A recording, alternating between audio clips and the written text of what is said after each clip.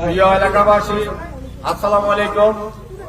আমি প্রথমে স্মরণ করছি এই 5000 বছরের ইতিহাসে সবচেয়ে মহাপুরুষ বাঙালি জাতির বঙ্গবন্ধু শেখ মুজিবুর রহমানকে আমি তার সাথে সাথে স্মরণ করছি এবং কৃতজ্ঞতা প্রকাশ করছি আমাদের মাননীয় এমপি, আমাদের প্রিয় নেতা আলাউদ্দিন আহমেদ চৌধুরী নাসিম সাহেব, এবং তার সাথে সাথে আমি শ্রদ্ধা করে আজকে এই মিটিংয়ে স্মরণ করছি জালালউদ্দিন পাপ্পু ভাই, কেন্দ্রীয় নেতা আওয়ামী লীগ, এবং তার সাথে সাথে আমি আমাদের ধন্যবাদ জানাচ্ছি আমাদের শ্রদ্ধা ভাজন বড় ভাই এবং সরকার প্রার্থী জনাব মিজানুর রহমান মজুমদার এমন একটি মানুষ যিনি দেখেন আপনারা এই মহামায়ুনে 1970 সালে সে ওবায়দুল্লাহ মজুমদার সাহেব এমপি হয়েছিলেন।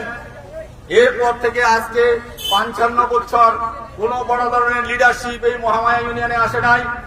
আজকে মিজানুর রহমান সাহেব সমস্ত কিছুকে ওভারকাম করে আজকে মহামায়ার জন্য একটা বিশাল লিডারশিপ নিয়ে এসেছেন। ইনশাআল্লাহ আপনারা সবাই দলমল নির্বিশেষে এই মহামায়া ইউনিয়নের সূর্য সন্তানকে অন্তত পক্ষে 70-80-90% জনতা কেন্দ্রে উপস্থিত হয়ে ভোট দিবেন।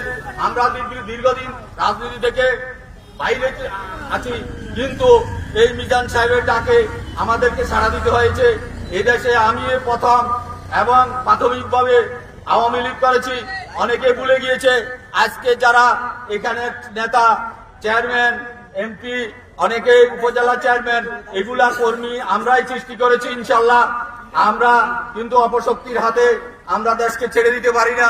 আমরা সততা, নিষ্ঠা এবং দেশপ্রেমের উদ্বুদ্ধ হয়ে আজকে রাজনীতির মাঠে নেমেছি, কারণ খারাপ লোকদেরকে ছেড়ে দেওয়া যায় না। আপনার সংগ্রাম চালিয়ে যেতে হবে।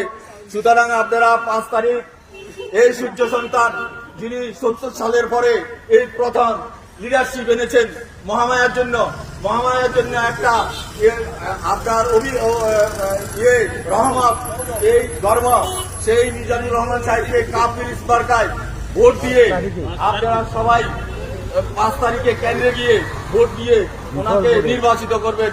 এই বলে আমি আমার বক্তব্য শেষ করছি। জয় বাংলা, জয় বঙ্গবন্ধু।